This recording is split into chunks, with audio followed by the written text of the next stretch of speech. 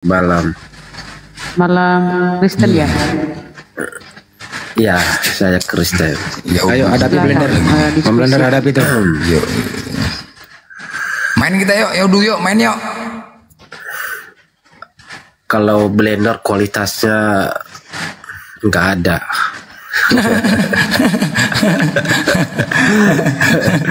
Enggak. Kalau sama blender itu kualitasnya nol. Enggak. Kalau begitu saya tanya kau dulu ya, Du. Kamu percaya nggak kalau Agatha itu murtadin, pernah menjadi muslimah selama 17 tahun? Kau percaya nggak? Kalau tentang Agatha sih saya nggak kenal banget. Jadi kita di sini kan ketemu.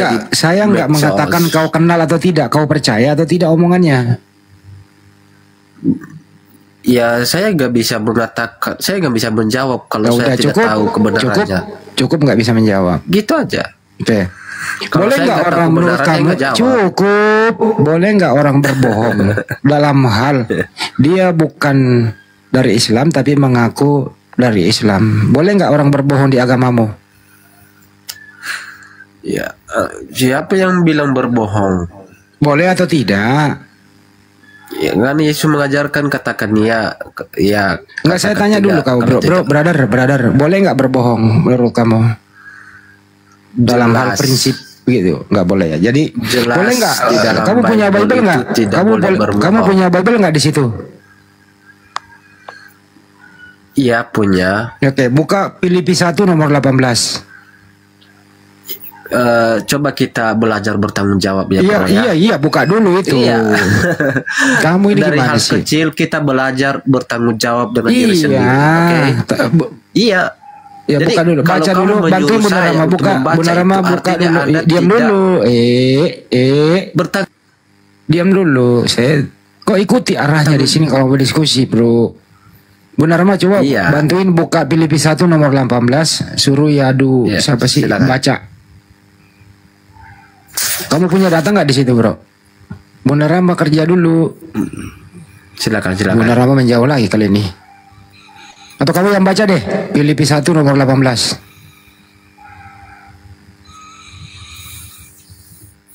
Belajar lah, kita itu belajar bertanggung jawab. Iya, baca dulu itu baru kau bertanggung jawab.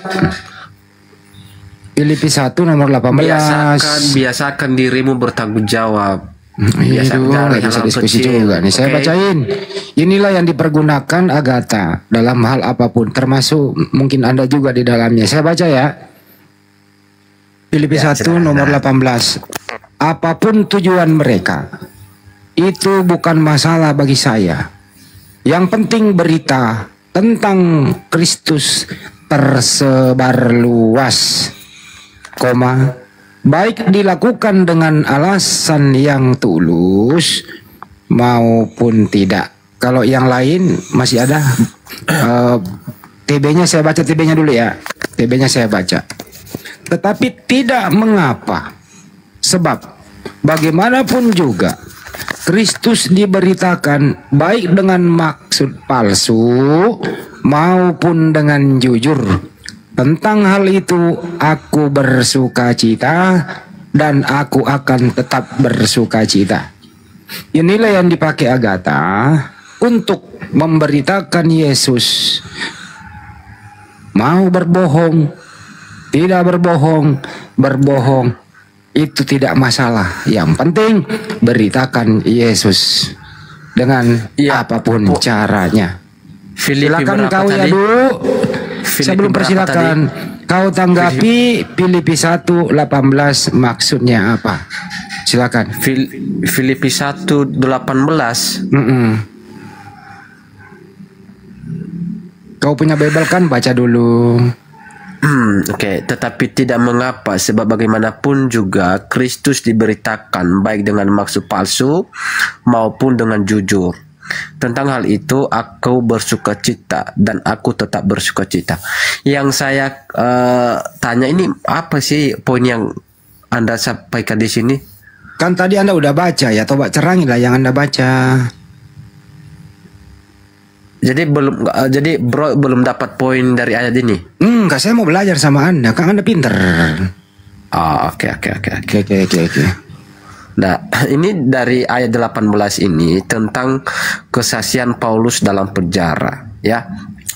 Di dalam ayat 18 itu dia menyampaikan, ya, Kristus diberitakan, ya, baik dengan maksud palsu maupun dengan jujur. Jadi ada dua cara untuk memberitakan di situ, ya. Baik palsu maupun bisa palsu dan jujur. Nah, seringkali orang, ya, dalam menyampaikan Injil mereka itu menyampaikan, ya, ajaran di luar Kristus, ya. Yang disebut palsu itu yang seperti apa dulu? Apakah menyembunyikan kebenaran atau melenceng dari kebenaran atau mengikuti ajaran Kristus itu? Jadi kalau kepalsuan di sini, ajaran palsu di sini, ya, bisa dikatakan seperti orang-orang yang tidak mengakui tentang ketuhanan Yesus. Berarti ada nabi palsu. Stop dulu ya. Anda udah menerangkan tadi dengan jujur. Jadi ada dua cara memberitakan Yesus Kristus. Pertama adalah palsu, kedua adalah jujur.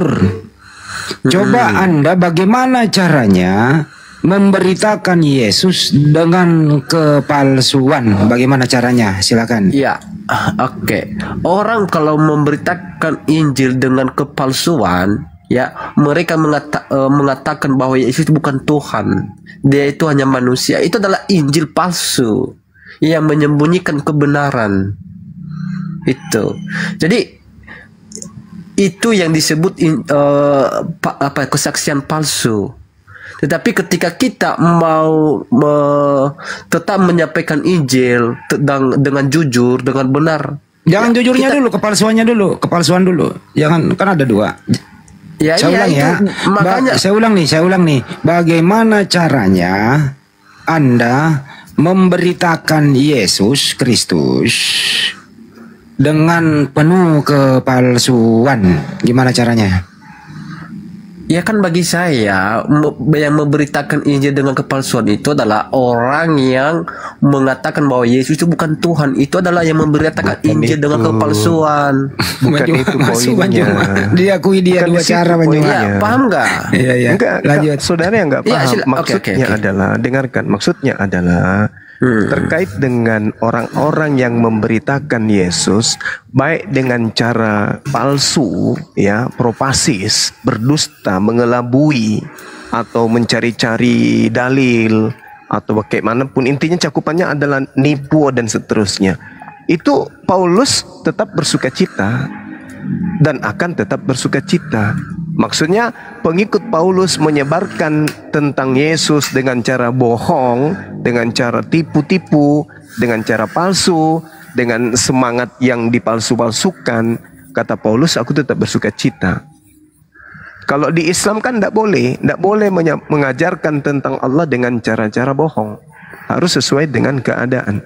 Kalau di agama Anda boleh, itu dalilnya Filipi 1:18 ada kata propasis. Nah, yang ditanya Bang Handi, bagaimana caranya Kristen mengajarkan orang tentang Yesus dengan cara mengelabui?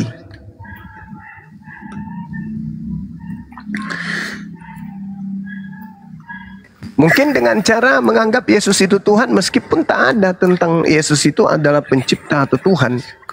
Mungkin itu maksudnya. Jadi jangan Anda bawa lari terlalu jauh dalil yang ada di Bible saudara sendiri. Tetapi tidak mengapa. Maksudnya apa itu? Tidak apa-apa, artinya boleh. Boleh. Dalam bahasa Yunani itu tis. Oke. Tidak apa-apa. Tidak mengapa. Anda mau berdusta, Anda mau jujur, Anda mau menipu, Anda mau mengelabui, asalkan mengajarkan tentang Yesus, aku Paulus tetap bersukacita. Agama ini sudah dari dasarnya udah nggak benar. Dari cakupan-cakupan cara penyebarannya itu syarat dengan hal-hal yang tidak benar. Silakan Anda jelaskan kenapa kemudian Paulus membenarkan mengajarkan tentang Kristen, tentang Yesus meski dengan maksud mengelabui. Apa maksudnya seperti itu? Silakan. Ya, itu kan poinnya dari atas sebenarnya ya. Di ayat 15 itu menerangkan ada orang yang memberitakan Kristus karena dengki dan perselisihan. Itu ya. Tetapi ada pula yang memberitakan dengan maksud baik. Artinya penjelasan nomor 15 ini terkait dengan 18 itu. Jadi orang yang dimaksud dengan maksud palsu itu adalah orang yang memberitakan Injil karena dengki dan perselisihan. Sedangkan orang yang memberitakan dengan jujur, ya, itu adalah memberitakan dengan maksud baik. Nah, yang perlu kita ketahui di sini, apa sih yang masalah dengki dan perselisihan? Apa yang terjadi di sana? Itu yang perlu. Jadi kita jangan menyimpulkan bahwa melakukan kesaksian palsu. Jadi jangan menyimpulkan. Nah, harusnya kita harus tahu dulu ini apa yang terjadi sehingga ini kata-kata Paulus ini bisa keluar. Ada latar belakangnya gitu loh. Ya. Jadi jangan langsung mengambil kesimpulan boleh berbohong dalam memberitakan. Karena dulu itu ya di jemaat-jemaat yang Paulus layani banyak ya jemaat-jemaat yang seringkali konflik dengan jemaat yang lain karena menganggap diri mereka karena menganggap diri mereka lebih baik dari yang lain. Makanya Paulus di surat-suratnya itu sering menegur. Ya, makanya dia menegur tentang kita ini satu tubuh, saling memperlengkapi. Kita itu memiliki karunia yang berbeda-beda tetapi saling melengkapi. Jadi Rasul Paulus ya memberikan nasihat bahwa tidak perlu Anda menyombongkan diri kamu memiliki karunia. Ya. Dah, habis waktu. Lanjut, Bang. Jadi itu perselisihan yang terjadi di sana. Udah kepanjangan, dah. Lanjut, ya. Bang. Jadi silakan. Jadi harus paham teksnya dulu itu. Saya paham, saya ngerti. Saya mengerti. Bahkan Paulus ini kan memberikan ruang. Ada orang yang memberitakan Yesus karena dengki. Ada yang memberitakan karena perselisihan. Ada juga yang memberitakan dengan maksud baik.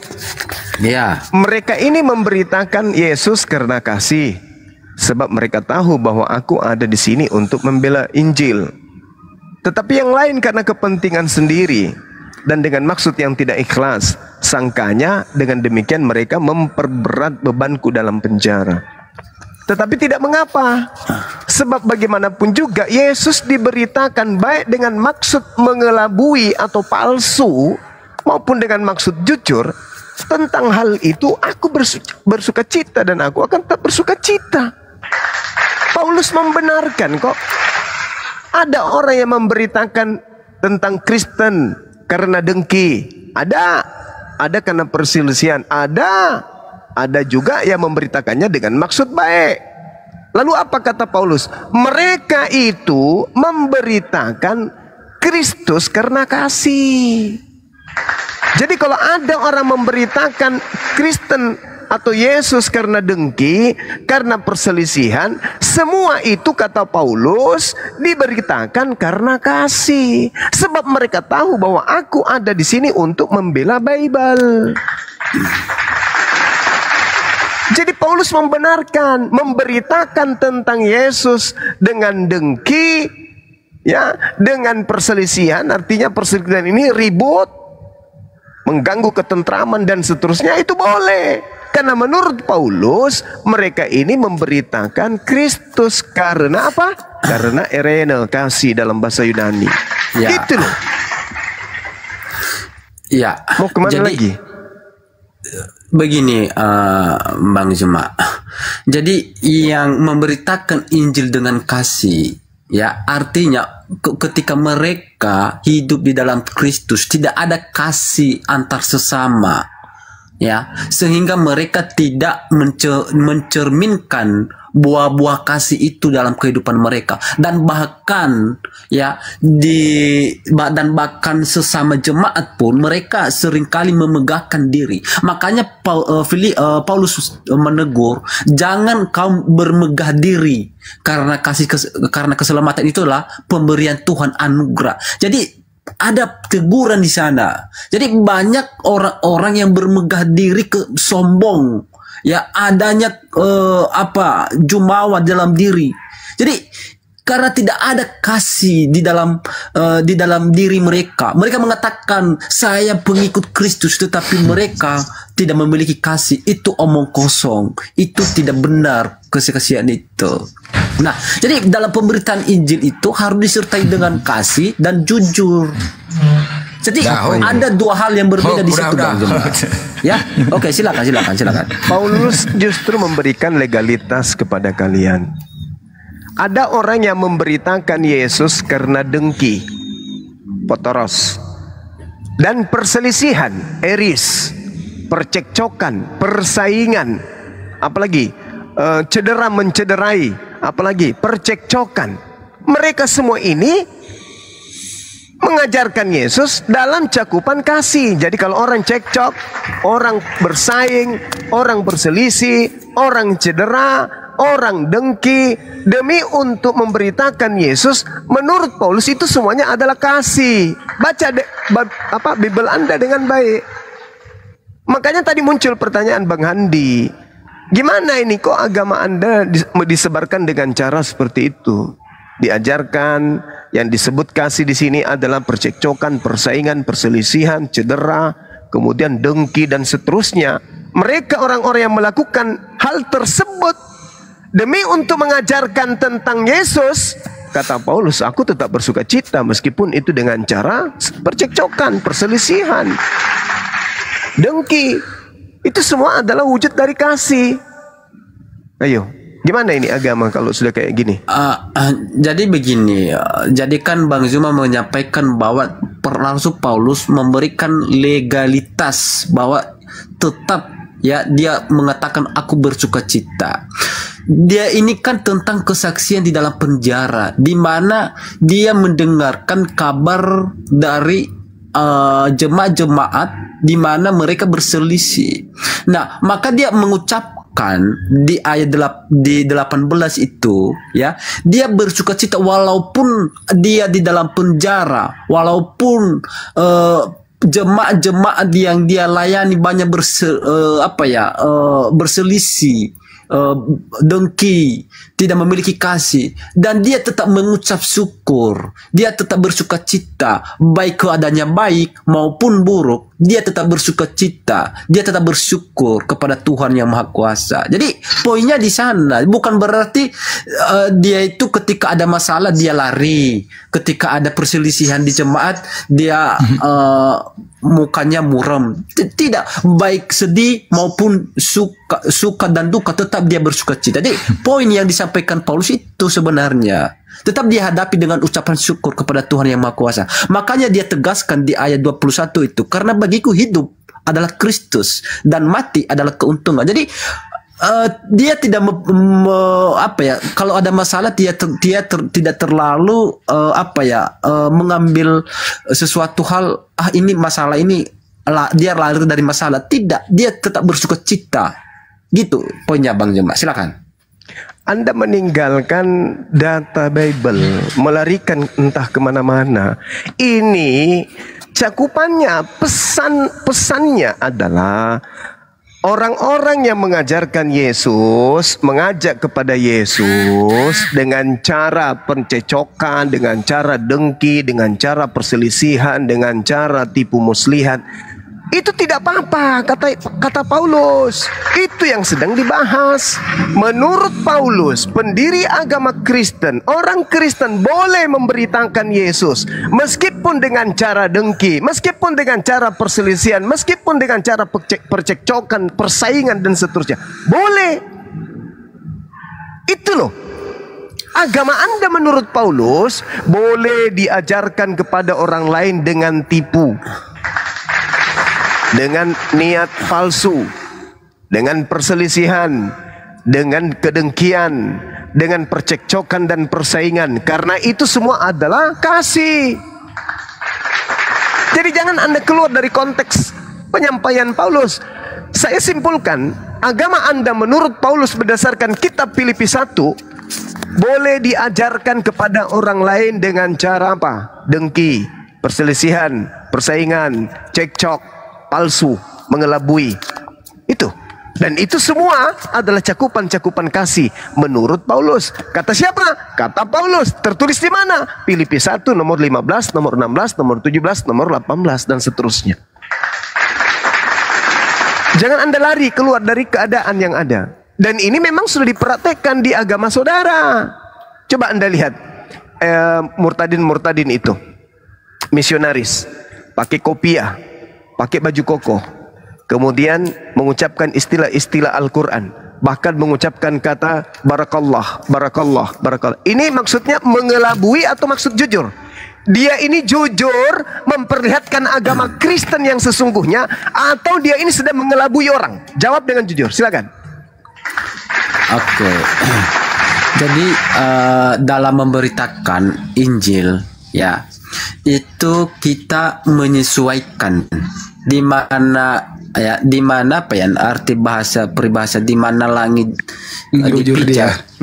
Ya, kita menyesuaikan loh. Jadi kalau kita ada di Jawa, ya kita menyesuaikan di situ. Ketika kita ada di Kalimantan, kita menyesuaikan. Apakah kita itu mengelabui orang di situ? Tidak. Kita itu menyesuaikan diri dengan lingkungan yang ada.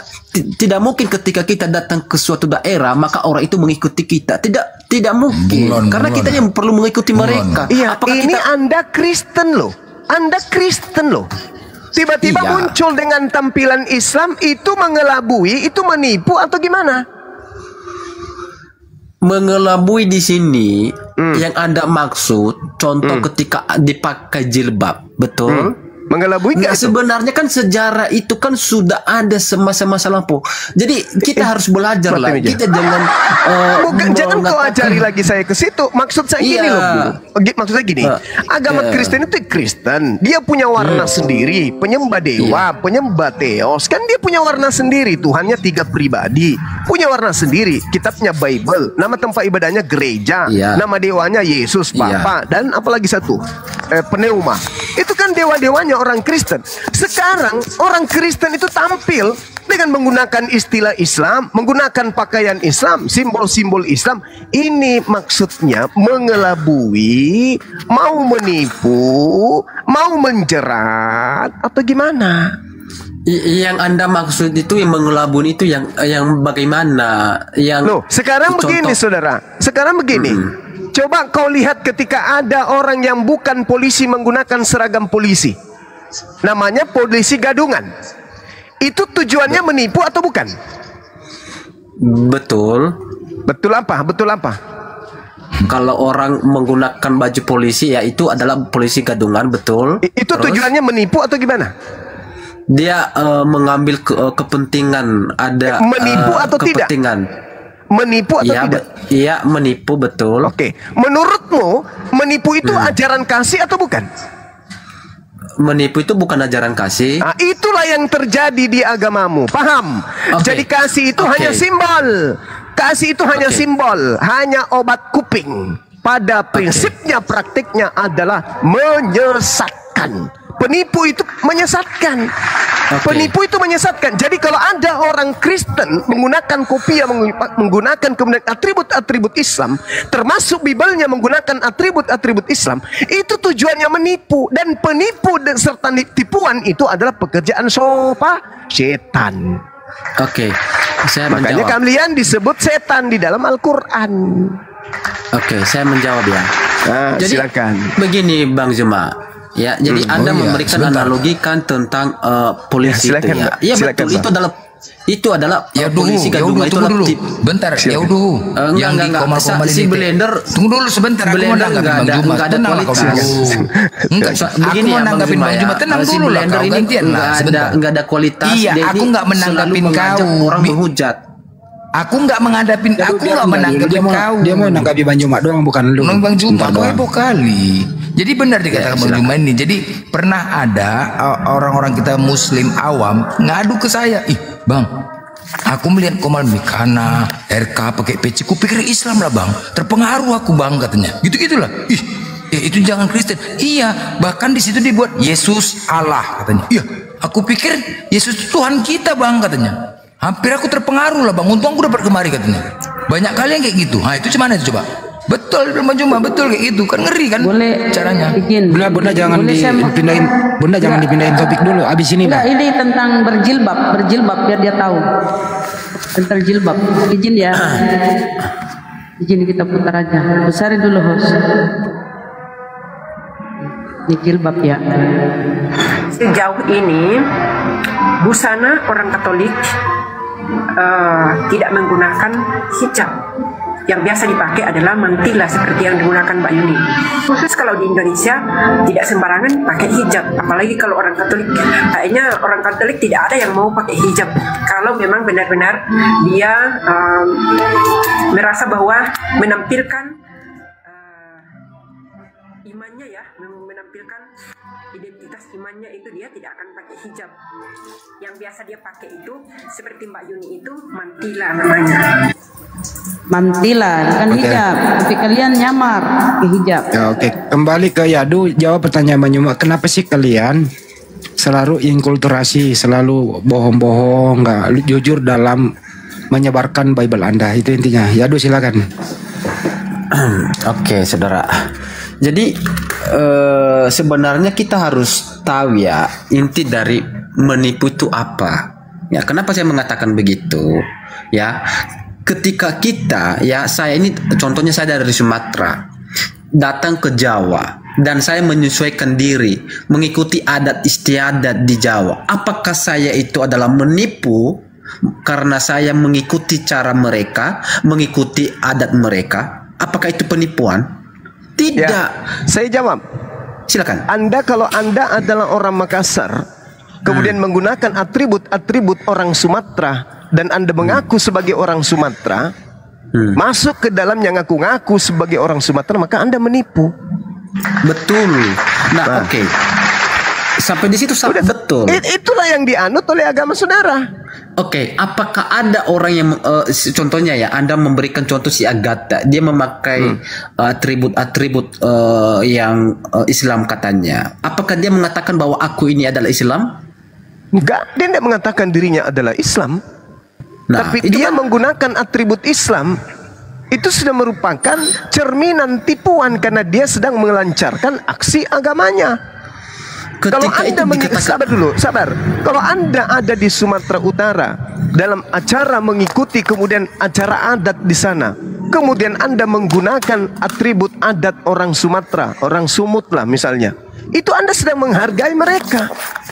Tapi ini Anda sedang mengajarkan ajaran Makassar, pakaian Makassar, kitabnya orang Makassar, menggunakan kemudian atribut orang Sumatera dengan ngaku-ngaku sebagai orang Sumatera, dan tujuannya untuk menjerat orang Sumatera supaya ikut kepada Anda nantinya, ujung-ujungnya supaya dia itu ikut juga ke Makassar. Itu tujuan Anda. Itu yang Anda perhatikan. Dalil penguatnya tadi dengki, percekcokan, persaingan, kemudian apa lagi? Palsu, mengelabui, itu semua adalah kasih, dan itu bisa dipakai untuk mengkristenkan orang. Gitu loh.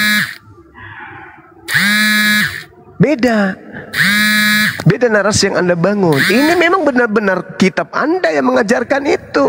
1 Korintus 9 nomor 20 nomor 21. Apa maksudnya Paulus kemudian nyamar-nyamar sebagai orang Yahudi yang taat kepada Taurat? Coba Anda jelaskan. Maksudnya apa Paulus? Seakan-akan hidup di bawah hukum Taurat, tetapi sebenarnya aku ini tidak hidup di bawah hukum Taurat, supaya aku banyak memenangkan orang yang taat kepada hukum Taurat. Sekarang menurut saudara, ini Paulus sedang mengelabui, sedang membohongi, sedang mempraktikkan kemudian kebohongan atau apa? Coba. Oke, jadi begini Bang Juma ya. Jadi Paulus ya, ketika dia berada di lingkungan orang Yunani, maka dia menjadi orang Yunani. Ketika dia juga berada tujuannya di kalangan orang Yahudi, maka dia adalah orang Yahudi. Tujuannya jadi tujuan ya dia begitu untuk menyampaikan Injil kepada orang agar mereka percaya kepada Tuhan Yesus. Itu intinya. Dengan Injil menggunakan, itu yang perlu disampaikan. Dengan menggunakan cara mengelabui. Bukan mengelabui itu, tetapi dia beradaptasi. Mengelabui nih. Bagi orang-orang yang tidak hidup di bawah hukum Taurat, aku menjadi seperti orang yang tidak hidup di bawah hukum Taurat. Sekalipun aku tidak hidup di luar hukum Allah, karena aku hidup di bawah hukum Kristus, supaya aku dapat memenangkan mereka yang hidup di bawah hukum Taurat. Demikian juga pada orang Yahudi, aku menjadi seperti orang Yahudi, supaya aku memenangkan orang-orang Yahudi. Bagi orang-orang yang hidup di bawah hukum Taurat, aku menjadi seperti orang yang hidup di bawah hukum Taurat, meskipun aku sendiri tidak hidup di bawah hukum Taurat, supaya aku dapat memenangkan mereka yang hidup di bawah. Ini apa namanya ini? Apa ini? Sebenarnya begini, yang sedang diperhatikan Paulus ini apa? Karena ya Paulus itu tahu persis dan menyadari bahwa hukum Taurat ya itu ya sudah dimenangkan oleh Kristus, karena manusia tadi tidak lagi hidup di bawah hukum Taurat. Jadi artinya itu poinnya. Jadi hukum Taurat itu bukan itu yang sedang kita bahas. Saya udah paham kalau hukum Taurat itu jangan kau ajarin saya. Yang kita bahas ini adalah cara menyebarkan agamamu yang suka nipu-nipu dan mengelabui, itu yang sedang kita bahas. Ini yang sedang dipraktekkan Paulus ini apa? Ada orang yang taat hukum Taurat. Paulus gabung masuk, berpura-pura tampil sebagai orang yang taat pada hukum Taurat. Meskipun dia sendiri tidak taat hukum Taurat, agar memenangkan banyak orang di situ. Ini menurut saudara cara yang jujur atau cara mengelabui? Jawab. Mengelabui, itu aja udah simple. Jujur atau mengelabui? Oke. Jangan di mute lah. Jadi kita itu harus tahu dulu sebenarnya mengelabui dan menipu itu apa sebenarnya. Jadi jangan langsung lagi ajaran anak SD. Yang kutanya nanti definisi mengelabui itu nanti. Yang kutanya Paulus ini sedang mengelabui, sedang membohongi, sedang menipu, atau sedang jujur? Jawab. Dia itu menyesuaikan diri, beradaptasi. Itu bukan dikatakan dia sedang mengelabui. berbohong. Dia sedang berbohong, atau sedang mengelabui, atau sedang berdusta? Ketika Anda mengatakan dia berbohong, ketika dia itu mengatakan bahwa aku adalah orang Yunani, padahal dia bukan orang Yunani. Aku menjadi seperti orang yang hidup, menjadi seperti orang yang hidup di bawah hukum Taurat. Sekarang saya tanya sama saudara, kalau ada seorang ustadz masuk kemudian di gereja menggunakan pakaian-pakaian pendeta, lalu kemudian membaca Bible, tapi sebenarnya dia adalah Islam, itu dia mengaku sebagai Kristen, tapi dia Islam. Tujuannya supaya kalian semua satu gereja itu bisa menjadi mu'alaf. Menurut saudara, ini cara mengelabui, cara nipu-nipu, atau cara yang jujur? Oke, yang pertama ya, dia itu diterima ya. Soal dia menyampaikan kebenaran itu ya. Soal menyampaikan kebenaran itu kan perspektif dia, bro. Itu orang Islam, seorang ustadz menggunakan atribut pendeta, datang membawa Bible, berkhotbah di dalam gereja. Tujuannya apa? Tujuannya apa? Untuk memualafkan jemaat-jemaat gereja. Menurutmu itu cara yang baik, cara tipu-tipu, atau cara tipu muslihat, atau cara yang jujur? Bagaimana mungkin ada ustadz yang mengajar menjadi pendeta dan dia mengajar? Bagaimana mungkin diizinkan hal itu? Tidak mungkin. Inilah yang dilakukan oleh pendiri agamamu Paulus. Jadi itu kan berbeda di bagaimana ranah mungkin ibadah. katamu? Tapi Paulus praktekkan. Itu kan gini ya, tadi saya udah kasih contoh samamu ya. Kita itu ya, dimanapun kita berada tetap menghargai adat istiadat. Ini bukan masalah menghargai. Iya. Bukan masalah menghargai. Ini Paulus masuk ke masjid menggunakan kopiah, menggunakan baju koko. Oke, pegang Al-Quran kemudian untuk mendekati orang-orang yang ada di dalam masjid. Tujuannya untuk memurtadkan orang-orang yang ada di situ. Itu menurutmu adalah cara yang baik atau cara yang tidak baik? Apakah ada kasus seperti itu yang memberitakan banyak kali Islam di gereja? Ada nggak? Banyak sekali. Kalau dari Islam tak ada. Tapi kalau dari Kristen ke Islam itu banyak sekali. Oke, apakah mereka berani masuk di masjid? Jangankan masuk di masjid, masuk di pesantren pun banyak. Iya, di mana? Oke, bisa dibuka videonya Bunda. Bagaimana kemudian si Rusului Lubis mengaku ustadz berpakaian ustadz masuk ke pesantren? Ada yang simpan videonya? Silakan. Oke. Ada di grup itu ya, bentar. Ada Cari Bunda. Siap. Lanjut dulu aku chat. Saya kirimkan Bunda ya. Jadi mereka mempraktikkan itu karena memang secara lembaga keagamaan mengajarkan itu, memerintahkan untuk mempraktikkan itu. Karena memang agama Anda itu kalau tidak dengan cara kayak begitu, siapa yang mau menyembah dewa? Tidak ada yang mau menyembah dewa. Amit-amit.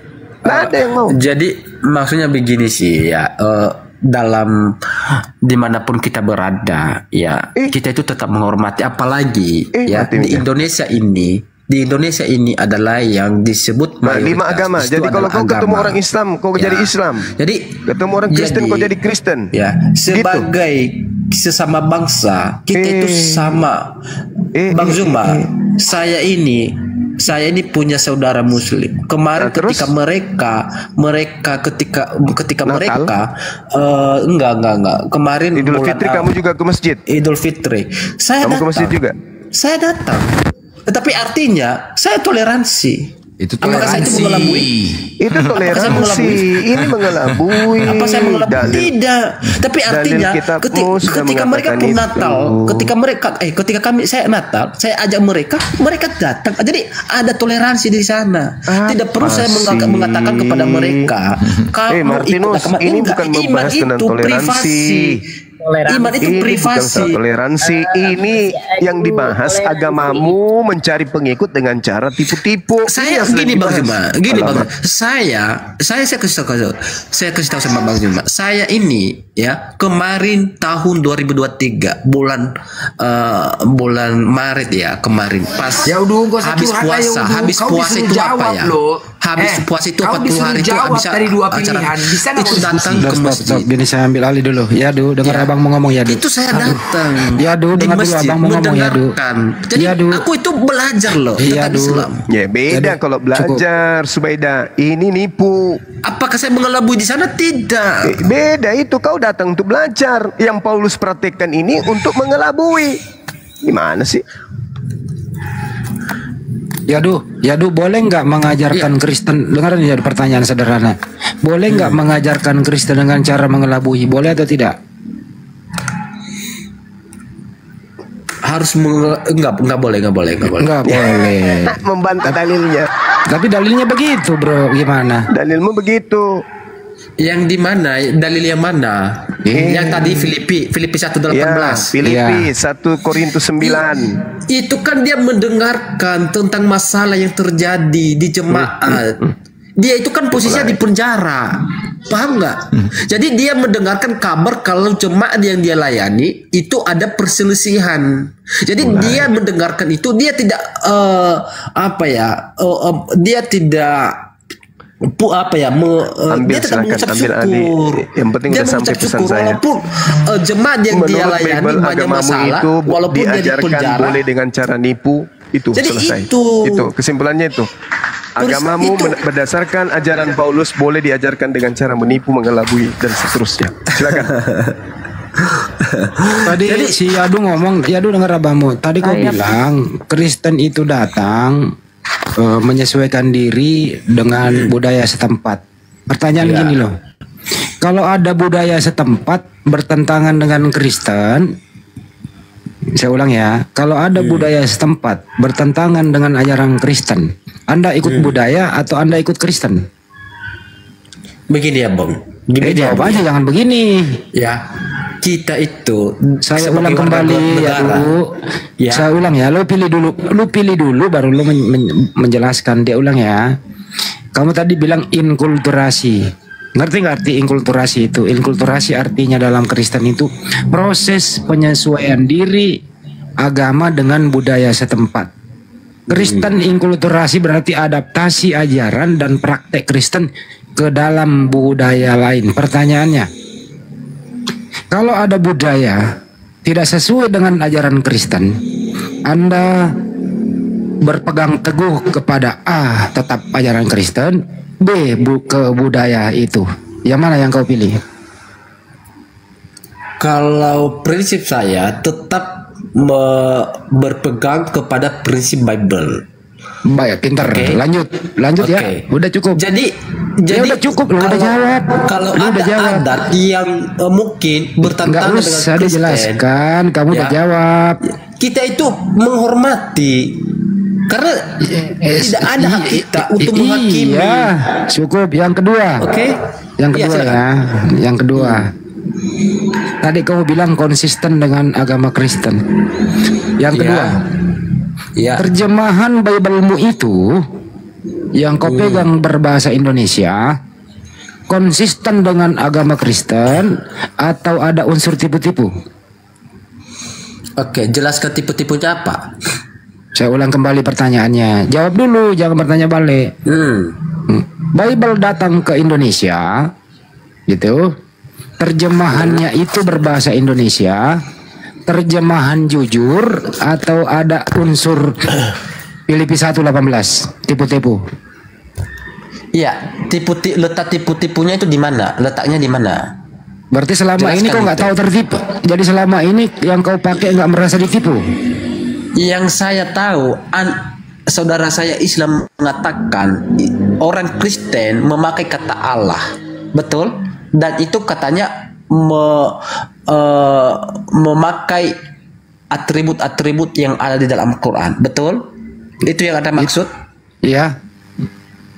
Nah, jadi kalau kita kurang belajar, kurang membaca buku, kurang melihat sejarah, kita akan menyimpulkan kebenaran berdasarkan ketidaktahuan kita.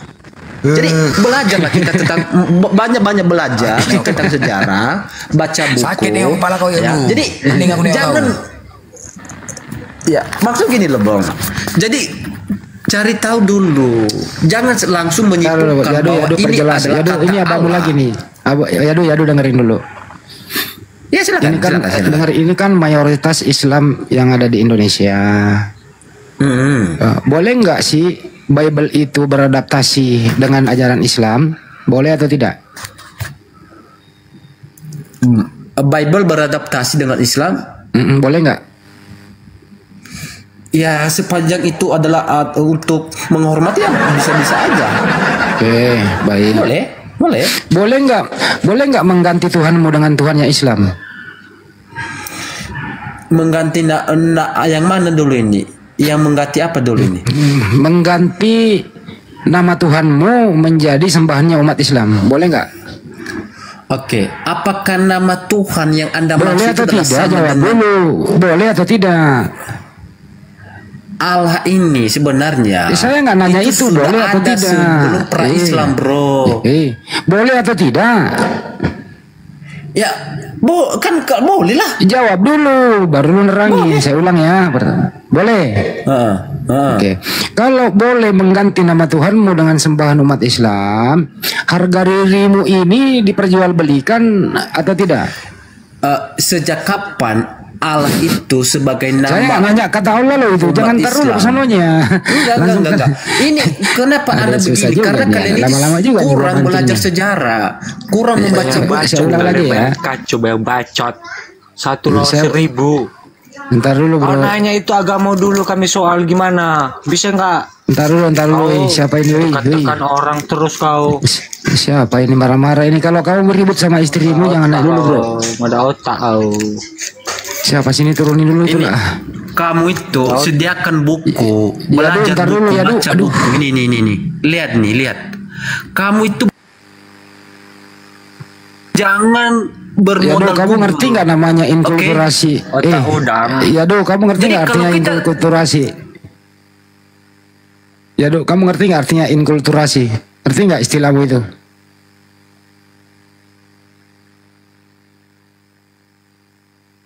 Jadi menurut Filipi 1:18, kembali ke topik ya boleh nggak mengajarkan Kristen dengan cara berbohong ya boleh atau tidak? Nggak usah buka kamera ya saya nggak butuh. Boleh nggak mengajarkan Kristen dengan cara berbohong, tipu-tipu? Di mana letak kebohongan di sana? Jelaskan. Saya kasih beberapa contoh ya. Tadi barusan ada video yang ditampilkan, kamu pasti menonton. Dan bukan Agatha saja yang pernah mengaku mualaf. Banyak sekali mengaku mualaf padahal murtadin. Banyak banget mengaku murtadin tapi dia bukan murtadin. Menurut kamu boleh nggak berbohong seperti itu? Tentang orang yang Anda maksud, saya sebenarnya tidak tahu persis ya apakah dia itu. Jadi saya tidak mengkomentari kebenaran. Saya nggak berbicara orang, saya berbicara dengarkan. Makanya dengerin. Ada orang dia nggak pernah menjadi Islam atau Muslim tapi mengaku pernah menjadi Muslim. Boleh nggak berbohong seperti itu? Ya tidak boleh lah. Katakan dia tidak gitu tidak aja. Boleh. Boleh nggak kalau sudah menjadi Kristen tapi masih memakai istilah-istilah Islam dalam ucapan baik pakaian dan ucapan tingkah laku? Boleh nggak? Sepanjang itu adalah berupa etika, menghargai dan saya nggak nanya menghargai boleh atau tidak. Boleh menghargai orang bisa nggak apa-apa. Boleh. Berarti harga diri Kristennya hilang.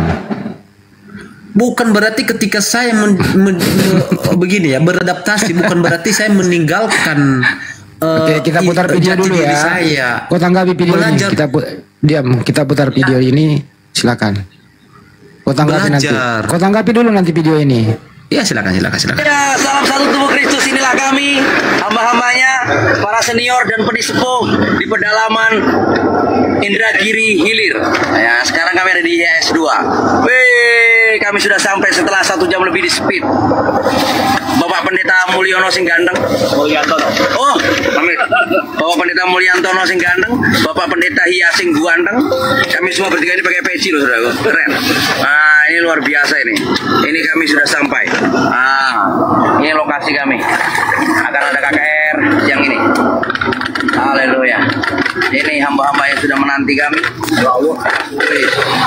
Mantap. Kita sampai. Haleluya. Jadi